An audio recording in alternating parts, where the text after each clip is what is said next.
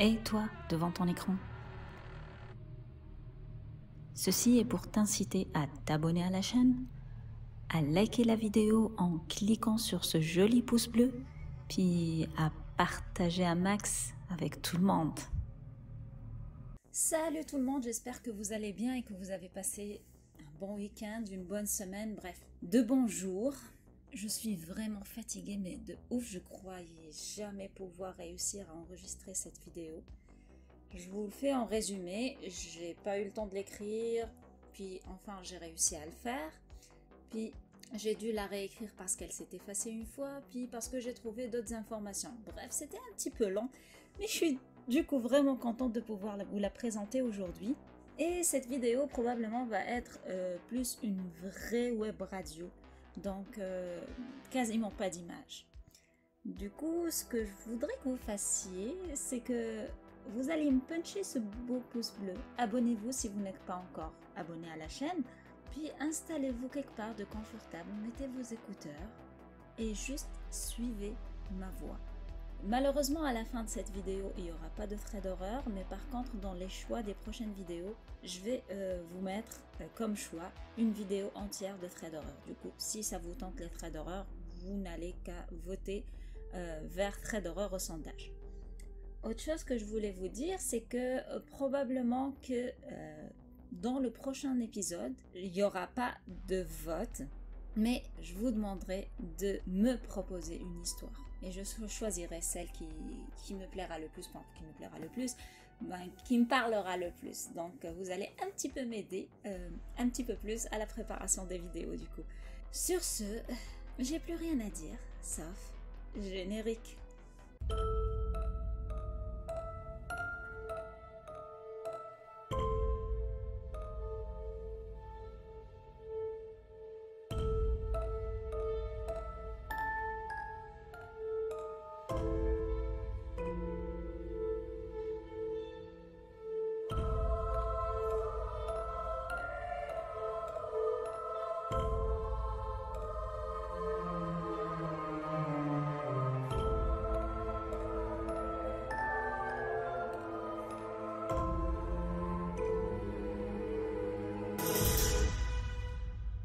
Le lac Anjikouni est l'un des nombreux lacs situés le long de la rivière Kazan dans la région de Kivalliq-Nunavut.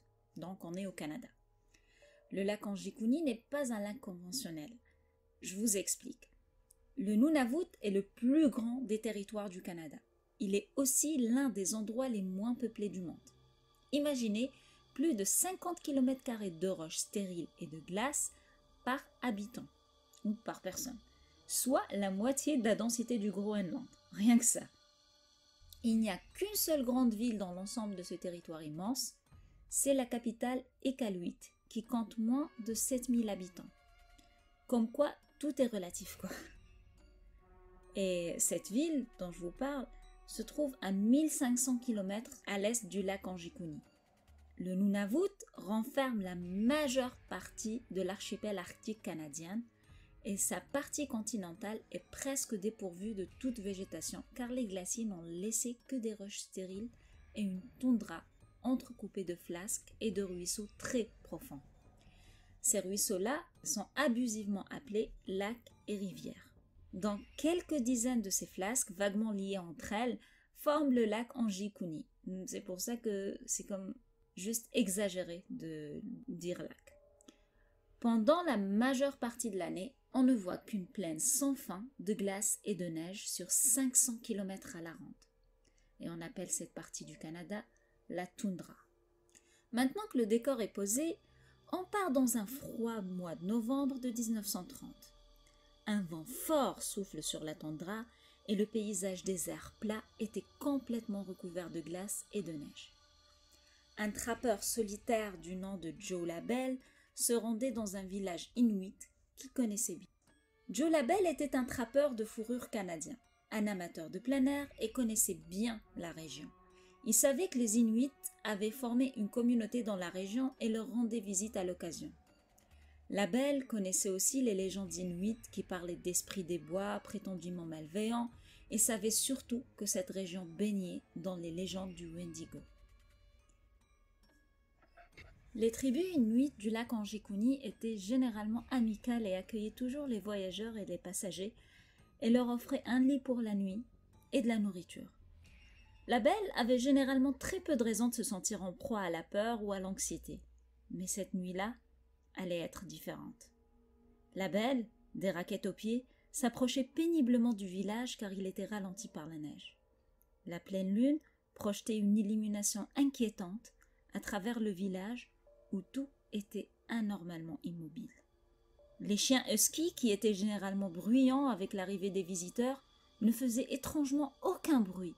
Le seul bruit que la belle entendait était celui de ses propres raquettes et l'écho creux de sa voix alors qu'il hurlait pour dire bonjour. La belle a rapidement compris que quelque chose n'allait pas. Il a alors commencé à enquêter en entrant un peu plus dans le village. Les signes normaux d'une vie au village étaient complètement absents. Aucun rire, aucun brouhaha de conversation, pas même un chuchotement ne se faisait entendre. Pire encore, l'absence totale de fumée émanant des cheminées indiquait l'absence de vie.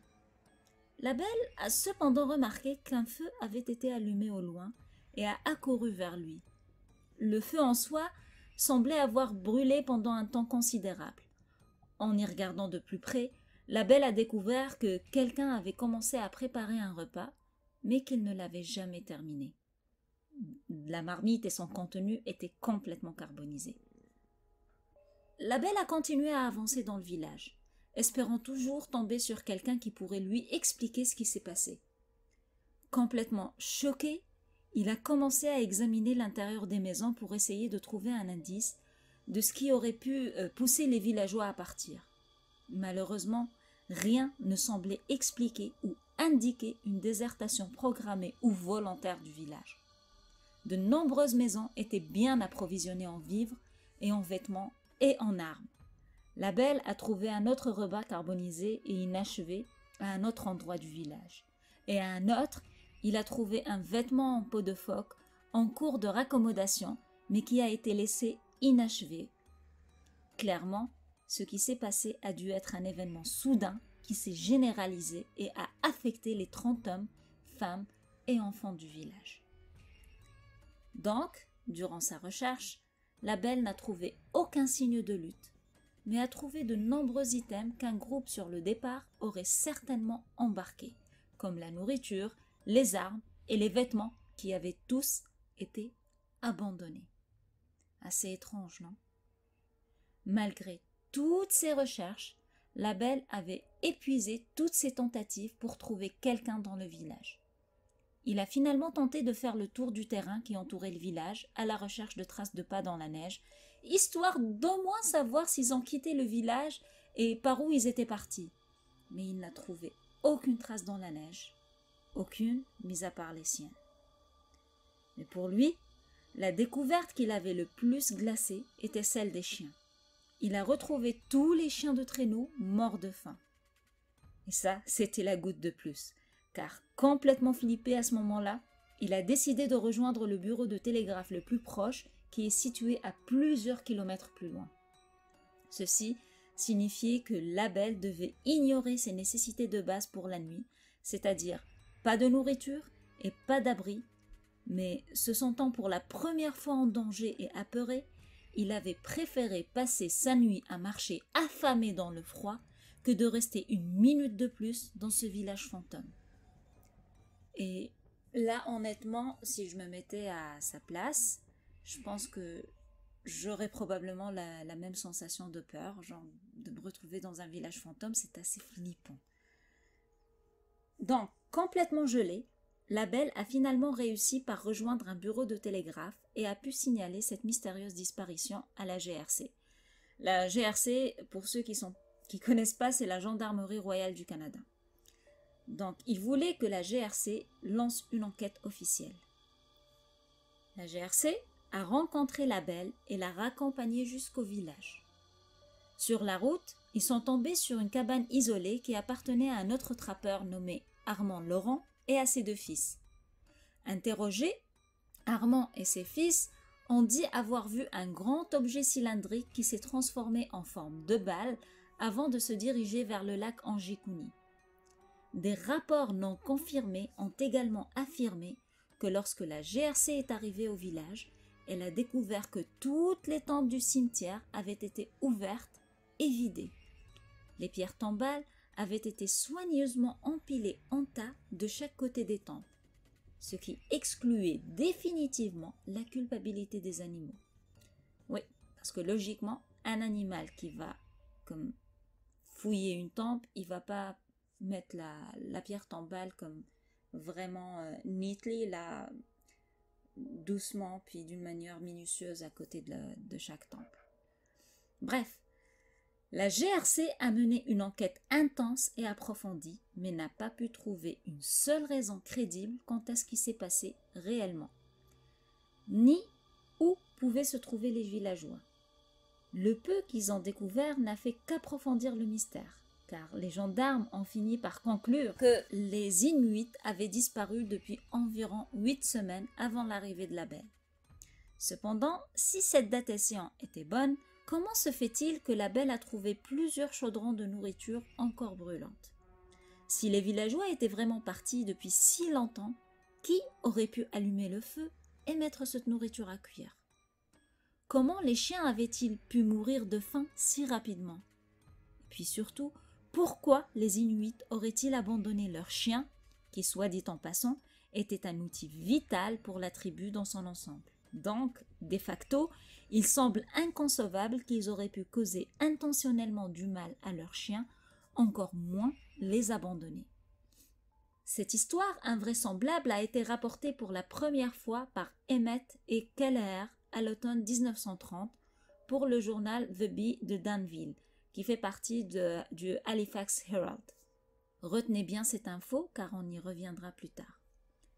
En 1959, Frank Edwards a consacré un chapitre de 3 pages de son livre Stranger Than Science pour retracer la mystérieuse histoire de ce village évanoui dans les airs. Il y relate comment la gendarmerie a accompagné la belle au village et a confirmé tout ce qu'il leur avait dit. Comme la belle, ils n'ont pu trouver aucune trace des villageois, ni pu expliquer pourquoi ils auraient pu laisser derrière eux tous les objets de valeur et leurs nécessités. Il précise que même leur kayak était toujours posé sur la rive et les repas étaient suspendus au-dessus des feux de cuisine éteints, des repas qui étaient clairement en cours de cuisson. Donc, l'hypothèse que toutes ces personnes aient décidé subitement de quitter leur village était clairement obsolète, puisque, clairement, on ne laisse pas la nourriture sur le feu pour partir en voyage. Édouard revient aussi sur les cadavres de chiens de traîneau découverts, un animal, comme je vous l'ai dit, d'une valeur inestimable pour les Inuits. Le chapitre d'Édouard se conclut par « Des mois d'enquête patiente et approfondie n'ont pas permis de retrouver la moindre trace d'un membre ayant vécu dans le village abandonné d'Anjikouni. La gendarmerie royale a classé l'affaire comme non résolue et elle l'est toujours. » Mais d'un autre côté, il faut dire aussi qu'un certain nombre de détails à propos de l'histoire de Joe Labelle sont un petit peu douteuses. Pas impossibles, mais douteuses. D'abord, au moment des faits, les températures étaient de moins 13 degrés Celsius. Le lac Anjikouni était donc complètement gelé et les kayaks tirés sur la rive devaient sûrement être bloqués. La région est connue pour l'abondance de caribous, mais pas de phoques. Or, les kayaks, qu'on appelle igluliques, sont faits en peau de phoque tendue sur des branches de saule.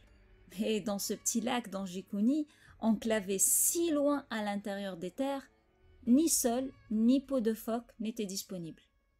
Pareil pour les vêtements rafistolés qu'il avait trouvés.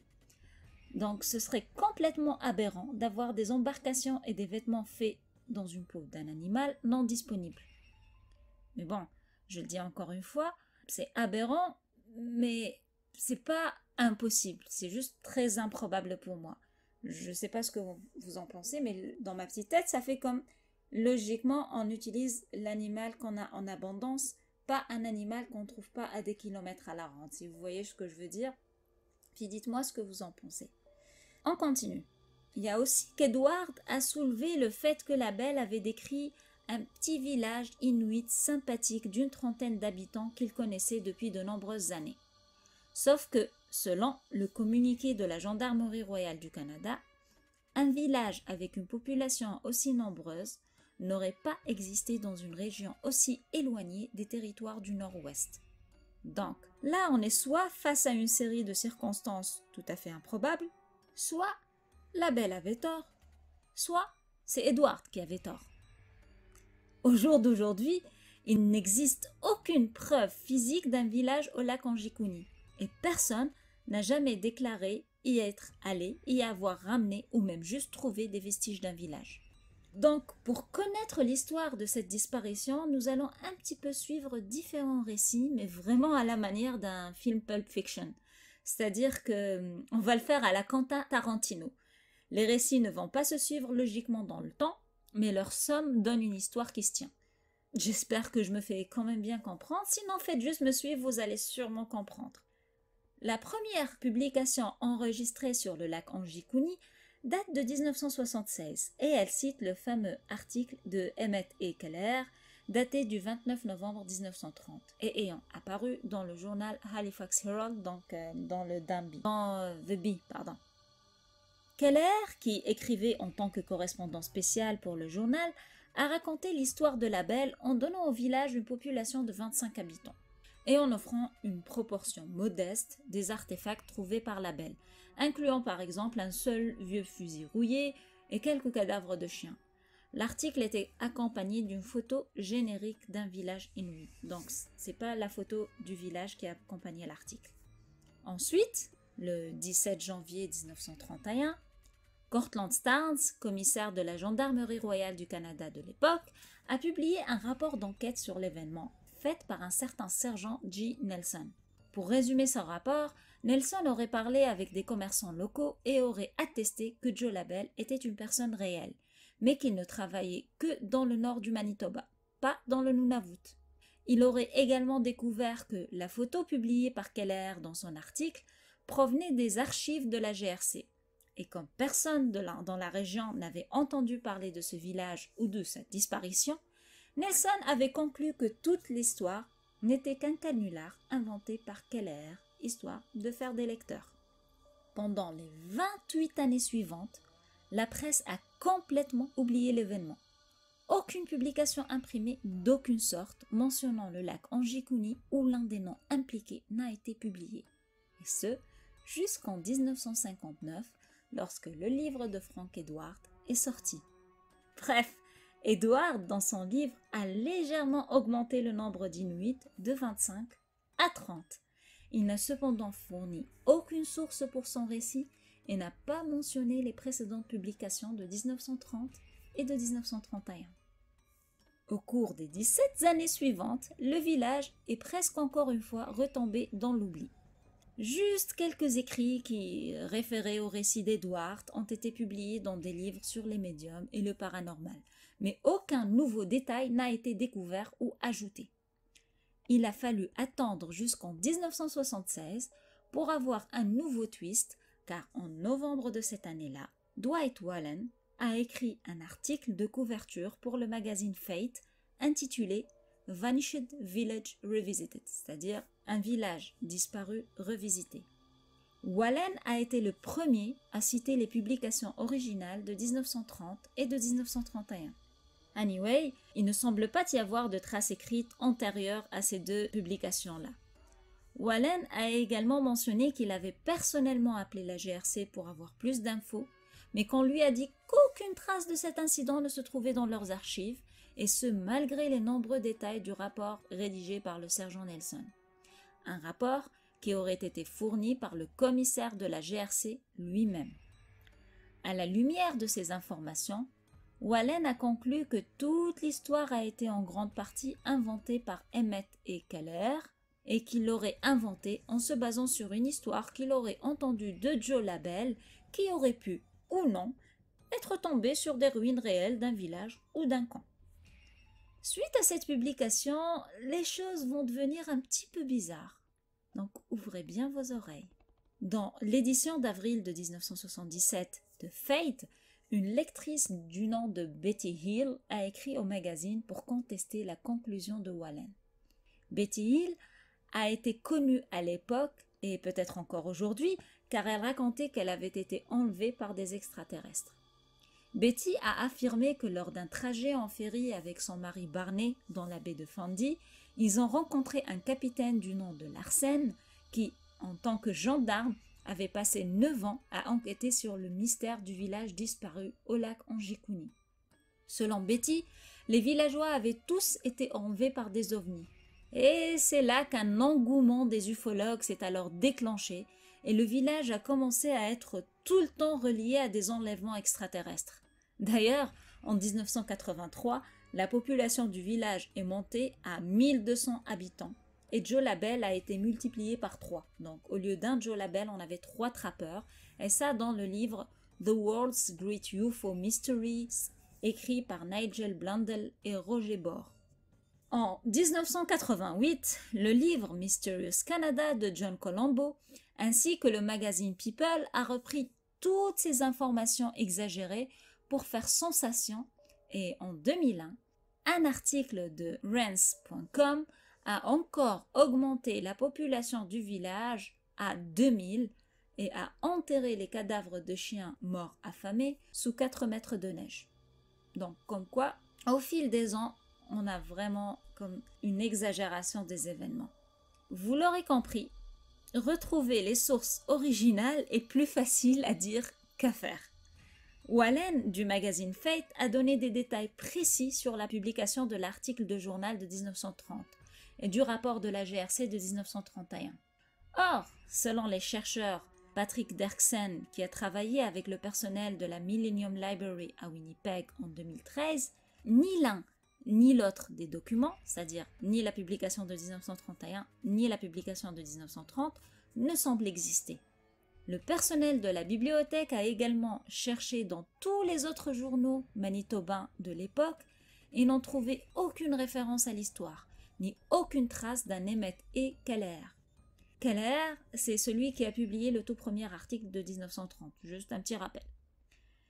De plus, il semblerait qu'en 1988, l'historien de la GRC S.W. Horrell a écrit, en réponse à l'engouement de cette histoire, ce qui suit. Il y a de nombreuses années, les membres de la GRC, alors à la retraite, qui avaient servi dans la région au moment où ces événements auraient eu lieu, soit en 1930, ont été invités à commenter l'histoire.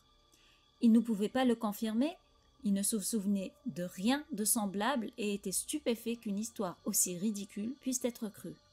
Nos dossiers ont été soigneusement fouillés. Aucun engin étrange n'a jamais été signalé. Aucune personne du nom de Joe Labelle n'est jamais venue à la GRC paniquer à propos du lac Anjikouni. La GRC n'a envoyé aucune équipe de recherche. Les seuls enregistrements que nous avons sur l'histoire sont des copies de lettres à des correspondants. L'histoire est entièrement fictive. Là, il semble clair à la lecture de ce document officiel quand même, vu qu'il sort tout droit de la GRC, que le chapitre du livre Stranger Than Science de Frank Edward, qui je vous le rappelle était sorti en 1959, soit l'origine de ce conte incroyable de disparition mystérieuse.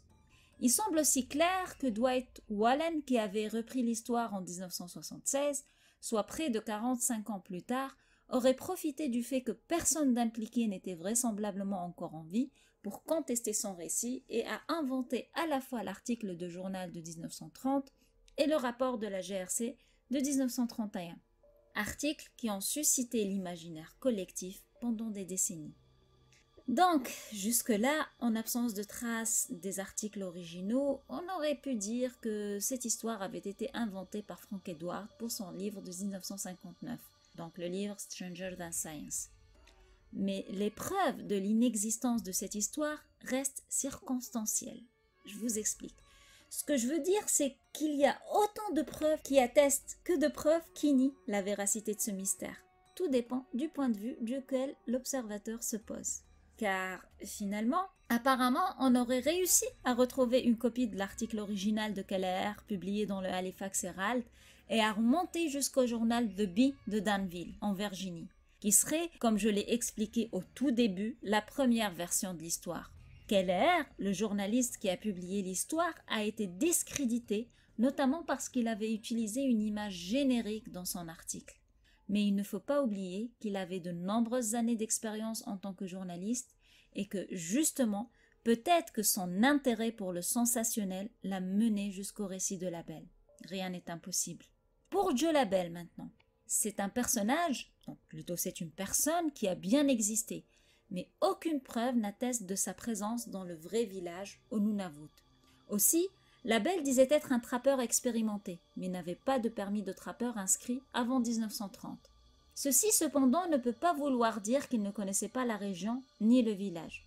À l'époque, il y avait beaucoup de trappeurs et de commerçants opérant illégalement entre les villages. Donc c'est possible qu'il opérait illégalement jusqu'en 1930 où il a fait un permis légal de trappeur. Aussi, les lumières bleues qui auraient été vues par les trappeurs. Personne n'en parle. Qu'est-ce qui aurait pu être ces lumières? Et ont-elles un rapport avec ces disparitions? Imaginez un instant que ce soit vrai. Ça voudrait dire qu'un village entier a disparu et que rien n'a réellement été entrepris pour enquêter. Où sont passés tous ces gens, qu'ils soient 25 ou 2000?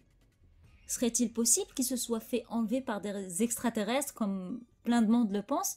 Ou peut-être qu'ils ont voyagé dans le temps ou à travers les dimensions? Après tout, il y a bien des histoires attestées cette fois-ci et véridiques de disparitions comme ça, comme j'ai oublié le nom du monsieur, mais celui qui a disparu devant tout le monde en marchant vers ses plantations. C'était aux États-Unis. Peut-être aussi qu'ils se sont fait attaquer par un monstre du folklore comme le fameux Wendigo, ou qu'ils se soient juste barrés pour une raison qui nous échappe. Mais il est aussi possible que toute cette histoire ne soit qu'une fantaisie. Et là, c'est à vous de décider si cette histoire est vraie ou non. Personne ne le sait à 100%. Et du coup, c'est ce qui me fait dire que on n'est pas sorti de l'auberge. Je termine cette vidéo avec beaucoup plus de questions qu'en la commençant. Et je pense plutôt que je suis certaine à 1000% que vous êtes pareil que moi. Dites-moi dans les commentaires ce que vous pensez de cette histoire. Selon vous, est-ce un mythe ou une réalité? Est-ce que vous connaissiez cette histoire avant et est-ce que vous aviez en fait des détails à me donner que j'aurais omis de mettre? Et est-ce que vous auriez des hypothèses sur la raison de la disparition de ces personnes? Dans le cas où vous pensez que c'est une histoire vraie, bien sûr. Parce que mettons, moi par exemple, j'ai mes doutes, ça semble vraiment comme... Je suis vraiment mitigée, mais je pense que ça irait comme les disparitions, comme peut-être qu'ils ont comme voyagé vers une autre dimension, comme ça... Parce qu'il y a plein d'histoires justement attestées sur ce genre de choses. Donc pourquoi pas. J'aurais adoré vous raconter un Fred, mais j'ai pas eu le temps J'ai eu le temps de l'écrire, mais j'ai pas eu le temps de le monter. Donc je vous laisse avec des propositions du prochain épisode. La première proposition, c'est une proposition récurrente. C'est que je vous raconterai l'anecdote flippante de Firouzah Balk. La deuxième serait un épisode spécial Fred horreur.